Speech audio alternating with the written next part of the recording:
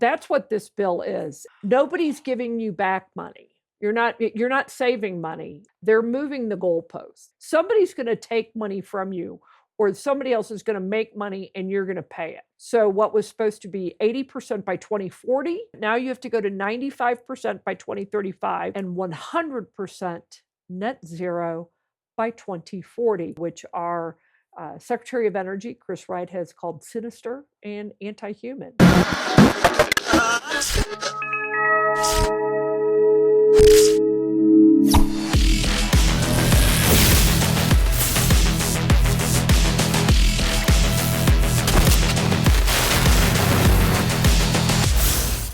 All right, ladies and gentlemen, welcome back to another episode of PowerGab, your go-to show for all things energy and environmental policy in the state of Colorado. I'm Jake Fogleman, joined as always by my co-host Amy Cooke. And this week's episode, we're going to do something a little bit different. It's going to be kind of a legislative update, but with a little bit of an exception that this is a bill that has not been introduced yet. We don't know exactly when it's going to be introduced, but it's been circulating around what they call stakeholders and legislative speak. And it is causing a lot of waves, and it speaks directly to what we cover here on the show. It is titled Concerning 2040 Energy Planning, Including Technologies to Meet 2040 Emission Reduction Targets in the Electric Power Sector. And to tell you a little bit about what that wonky title actually means and might mean for you in Colorado, I'll hand it over to Amy. Yeah, well, this happens, right? They'll float a late bill, and a couple of people sent it to us. Yeah. So we're not outing any state secrets, although I'm sure they probably wanted it to be kept maybe a little bit more quiet, but it wasn't. You sent it to us. We're going to talk about it. Oh, yeah. We're going to talk about it. It's a 64-page monstrosity. And I just want you to know what that late bill means. And think of last year, we talked about the Fenberg rider. Mm-hmm. So that was a late bill. And inevitably, if it's a late bill and it's about energy, your bill's going up. Yeah.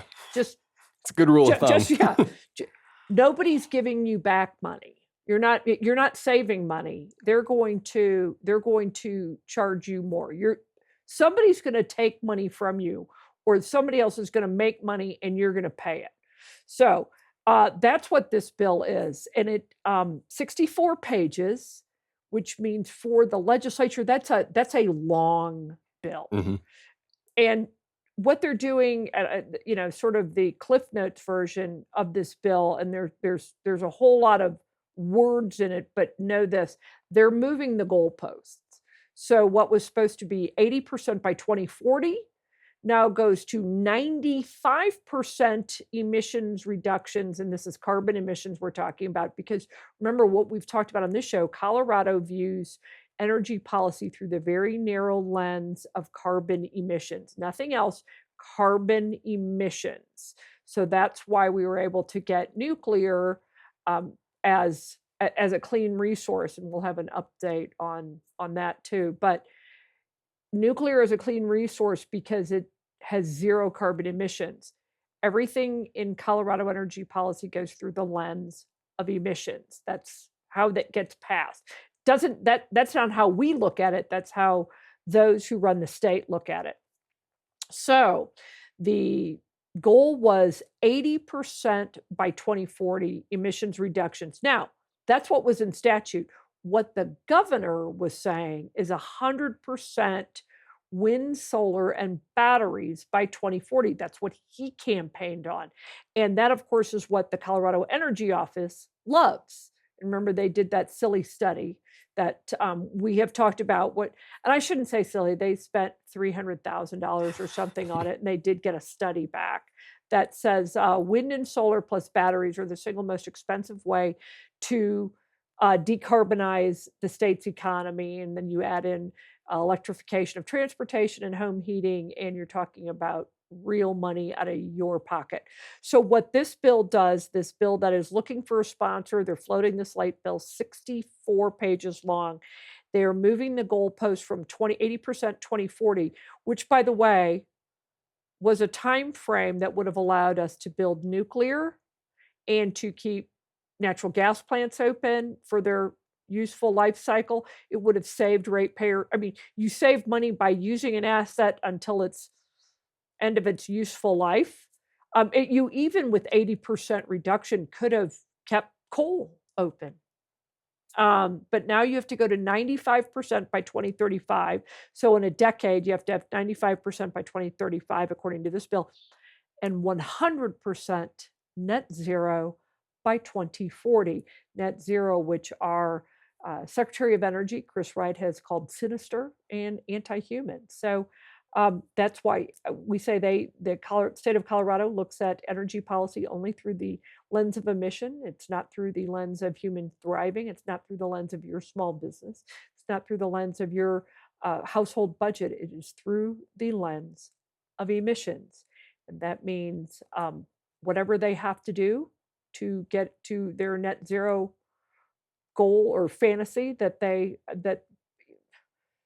seem to think we're going to achieve, they're going to do it. So they move the goalposts on this, and they move them significantly, or they want to. That's what the point of the late bill is. They want to move the goalposts, move them significantly. I think one, force even earlier retirements of coal, not allow a gas plant to be built, because why would you build one if you have to shut it down by 2040? You're talking about 15 years. Right. And in 10 years, you are at, you have to be at 95%. You're not going to build a natural gas plant.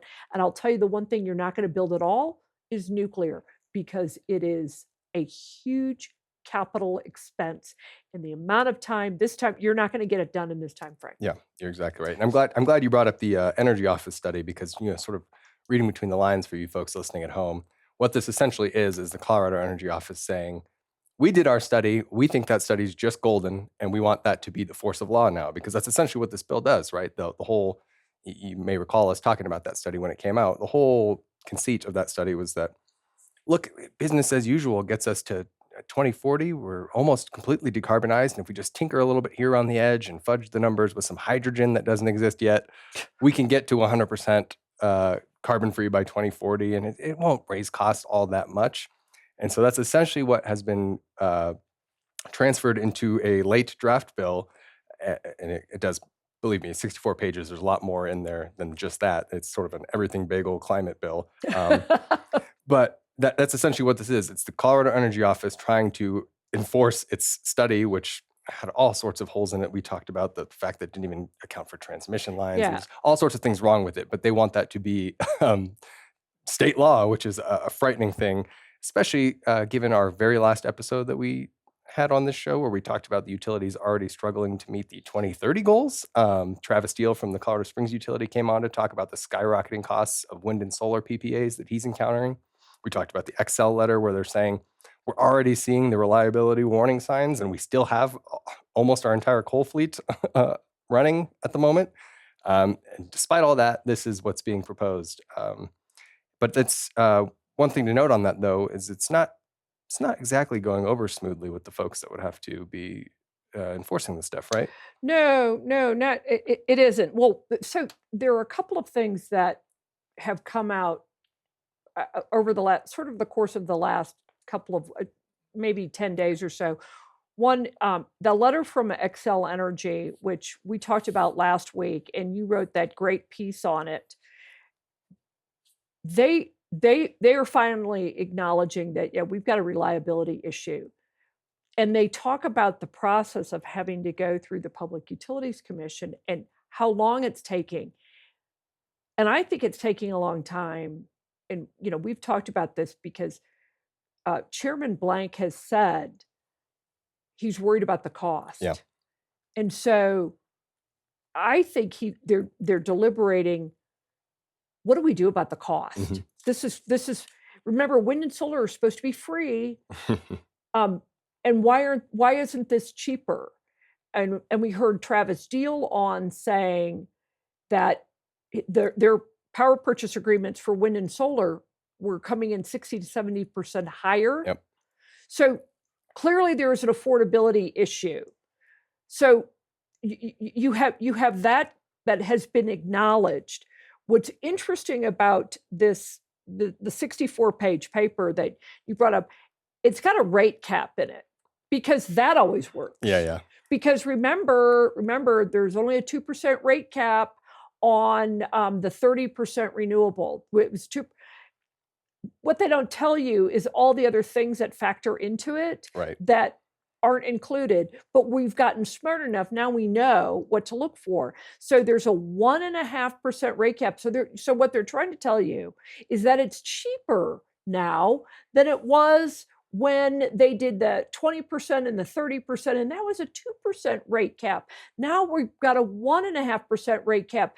It'll be cheaper, except Yeah, there's a sneaky little provision in the bill. yeah, they don't include, right. To your point. They don't include transmission. They don't include fuel costs. And then there's a separate clause that says, oh, and by the way, in spite of this rate cap that we've put in there, by the way, if the commission decides it wants to, it can go ahead and exceed that rate cap just to meet the goals. So it's just if the commission feels like it. So what it gives to the commission is legislative cover. Yeah. So the commission can just approve anything so long as they meet their arbitrary climate goals. Yeah. And these are arbitrary. What happens in 2035? Remember, every single climate deadline that they have said has passed, and it hasn't happened. California is still oceanfront property. We have polar bears are thriving. All of the stuff that they said was going to happen has not happened. So they have this arbitrary 2035. And why wait until 2035? Why not just do it 2030? Do it in 2028? At this point, it doesn't even matter, because money doesn't matter, because there is no real cap on it. So money doesn't really matter. And they just keep moving up the goalposts, or they just keep moving them. There is no way to plan in this state because they keep moving it. I'm old enough to remember that when they passed, I can't remember the amendment number, but when they passed the first renewable amendment, which was 10%, 10% and this was from investor-owned utilities. If you think you're out of it because you're in a co-op, or you're not, they're not going to include you because you're a municipal utility, you're wrong. Yeah. It is everyone. Remember, the PUC was not supposed to be able to regulate you. Well, they are now. That ship has sailed. But on this, there are these arbitrary deadlines. If these were the important dates, why weren't they important before? And I'm old enough to remember the initial amendment. You know what Ron Bin said? It's only going to add 1 penny to your monthly bill. It'll cost 1 penny. And we've seen those pennies continue to stack up ever since. Yeah, that's now gone from pennies to dollars to $10 to. This will cost, if I were guessing, because just based on the modeling that we've done and what we've seen, I'm guessing to fully implement something like this in the time frame. We had looked at something like, I think we were at 300, over 300. About 300 billion. 300, yeah. Well, also $300 per megawatt. I'm guessing this is somewhere between $500 and $600 per megawatt. Yeah. Because there's no way to do this. And to be frank, it's not just us saying it now for once. Typically in the past when these kinds of bills have dropped, we're the only ones willing to stand up and say, what are we doing here? What's unique about this one is that actually a lot of the utilities that would be affected by this and some of the surrounding industries actually got together and sent a letter to the legislature to say, hey, what are you guys doing? Why don't we pump the brakes on this a little bit? It's maybe not as forceful of a letter as maybe you or I would have sent as related to this bill, but it's a very diverse coalition, and all the investor-owned utilities, so both Black Hills and Xcel, all of the co-ops and the Co-ops Trade Association, the Colorado Rural Electric Association.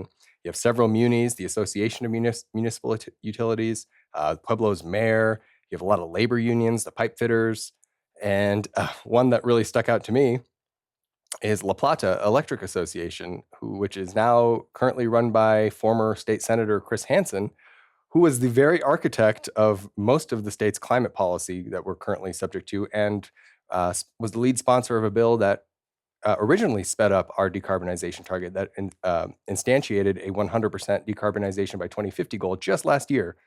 And so the fact that he was willing to do that, and now that he's in charge of a utility, is signing his name, or at least his utility's name, on a letter to say, "Hey, don't you dare jump that up another 10 years." Right? I Another think 10 years? very telling. Well, in a decade from now, we would have to be at 95%. So in 10 years, we'd have to be at 95 when current law says in 15 years, we have to be at 80% reduction.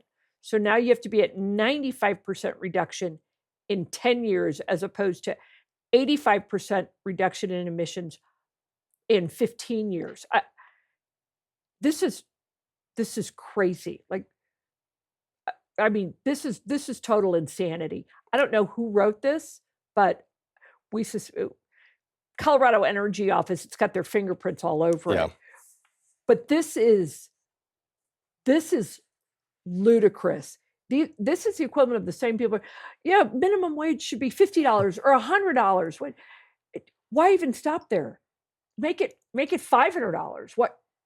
This is that nuts. Here's something out of this letter, by the way, that came from it's over 60 agencies, and we've got a link to it. We'll drop it in the show notes. We were surprised to see a draft that was well over 60 pages and reflecting little to no input from the parties who signed this letter. And you just read some of the names. That's all of the investor-owned utilities, so Black Hills and Excel. The co-ops are in there, labor unions, and to your point, Chris Hansen. It has to be. Think about this. I can't think of anything else that would unite all of those groups together other than hastily put together legislation that could never work. Yeah, that could nuke all of their industries. Right. That could destroy you. And these are people that, as they say, listen, as a group, we have not historically agreed on all aspects of the energy transition and have often engaged in vigorous debate. Well, that's an understatement. Right. But to the point, it's worded much more nicely than we would have.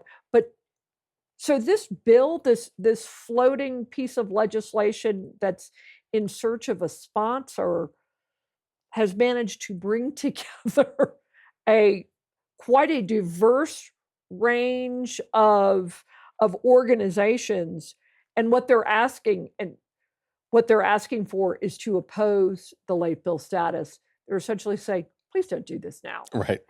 And bring everybody together and let's have a conversation before you move the goalposts up a decade. Right. Especially because they keep moving the goalposts every single year. They do. And I can sympathize with these folks that are already struggling to figure out the current plan before you massively accelerate that for seemingly no good reason other than just to satisfy the governor's campaign promise or the Colorado Energy Office's study. I can't figure out another reason why they would want to do that. But like you said, they're still looking for a sponsor. This is still, as of yet, as we are recording, a draft bill. If it does drop, you can bet we're going to stay on top of this and keep you guys informed, because this will be a massive, massive deal if this actually becomes formal legislation this session. I think you wanted to update the listeners a little bit on a piece that you liked about the Colorado PUC, who would be in charge of enforcing all of this if this bill were to pass. Right. And you also kind of teased a little update on the nuclear bill. Yeah, I do want to say one thing about this. They've lost their trust. There is no trust coming out of the Colorado Energy Office. I mean, or for that matter, I'm sure that the governor's aware of this. There's no trust there either. They tried to people played nicely with them when they set those goals, which I certainly, I didn't agree with them, but I get it. People played nice. Organizations played nicely. Okay, we'll do this. To drop this is a complete breach of trust and faith, and it's cruel. It's just cruel. So I'll say that about that. So House Bill 1126, which is the Public Utilities Commission member geographic representation. Mm-hmm. Remember we talked about this one. This is where they would have to have 2 members from rural Colorado, which right now there are no members from rural Colorado. So that actually passed. It passed. It passed out of committee. It went to appropriations, and there it is parked. Right. It's been there a little while, and it's a tough year to be in appropriations. I was gonna say the rumor is that things that are currently parked in appropriations, now that the long bill has dropped, aka the state budget, probably aren't going to make it to the end of the session just because the budget is a very hot button topic. There's about a $1.2 billion hole that they have to plug, and things that are going to have a fiscal note, which unfortunately this one does, even though it's a fairly decent policy. Seems like it might not make it this year. And that's just, We'll see. yeah, we'll see. There was an amendment to it that said they are allowed to participate in the PUC process, that these 2 new members would participate remotely. They would allow that, which gets me to the second thing or the other thing that you brought up, which was this post by our friend Dave Thielen, who's been on the show before. Dave is liberal and loving it. He lives in Boulder, and he's a Boulder liberal. Although, what did he say? He said they think I'm conservative. He's not. Rest assured, he's not. But we share similar views on Colorado's energy trajectory. So Dave put up a piece about the Public Utilities Commission because he's sat in on a couple of their hearings, and they're all done online. They're all Zoom. They don't have them in person. Used to be back in the day, 5 years ago, you would actually go to the Public Utilities Commission, and I think you could listen in online, but these were hearings that you had 3 commissioners that sat at the dais, and you'd have a witness up, and attorneys would cross-examine, and they'd go over evidence, and there'd be conversation, there'd be debate, there'd be dialogue. All of that is gone. This is simply he says it in his piece. I don't know if I've said this before, but he's right. It's kabuki theater. He calls it pro forma, and he talks about how all of the votes are either 0-3 or 3-0. There's never a dissent. We certainly, the last commission where you had, and this gets back to, there's only supposed to be 2 commissioners from one party, and then you would have, so technically you would think two Democrats right now and 1 Republican, but Jared Polis blew up that tradition, and he did 2 Democrats and an unaffiliated who's further to the left than Democrats. It's Tom Plant, who was elected from Boulder County as a Democrat. Right. I don't know when he switched his affiliation, but it satisfies that constitutional requirement, but it violates the spirit.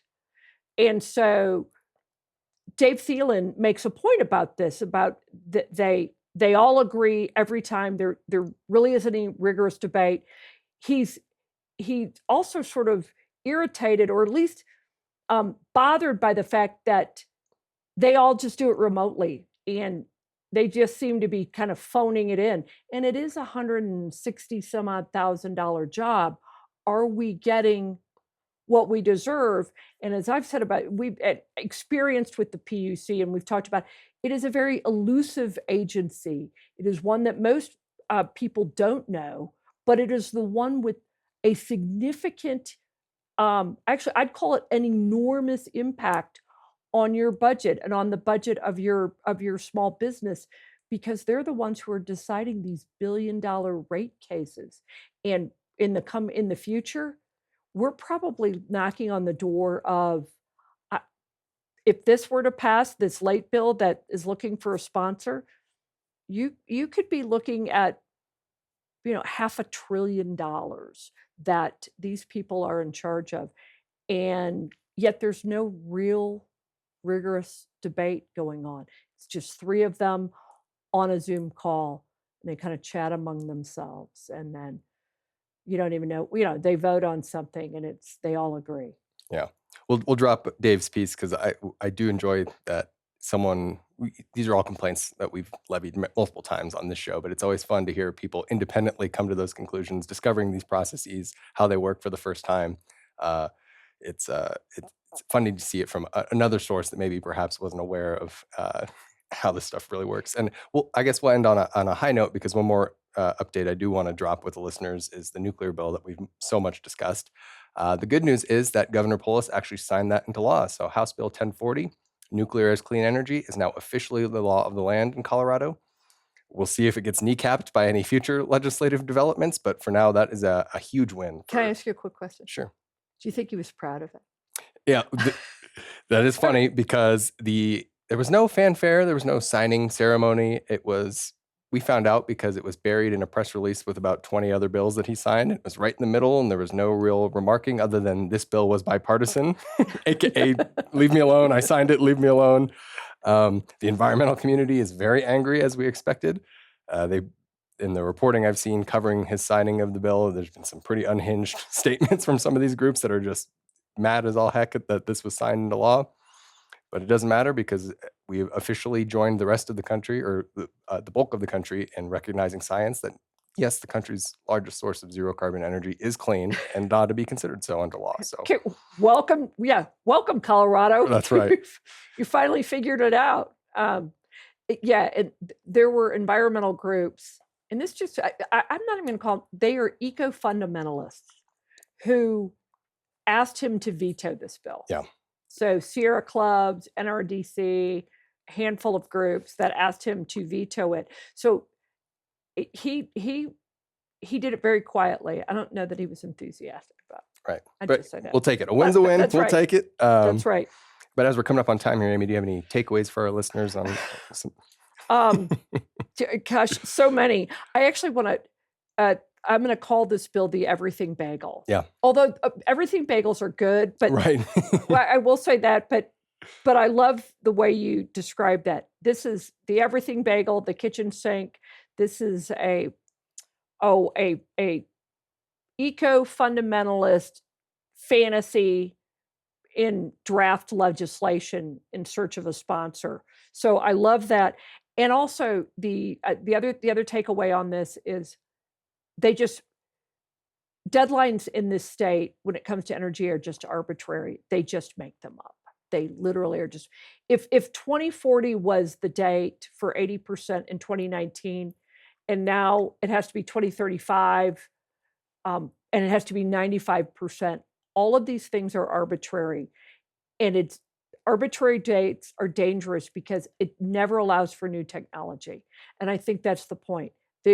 This is to kill new technology, whether it's SMRs or to not have nuclear, because you're not going to fit it in that timeline.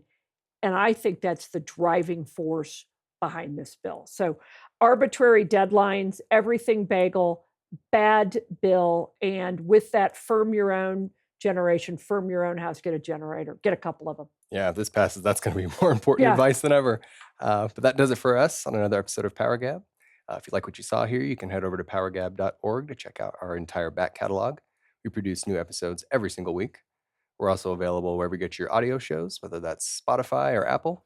And if you want to reach out to us, suggest future show topics or guests you'd like to see us interview, you can send those our way at info@powergab.org. We always love hearing from you guys. But until next week, we'll see you.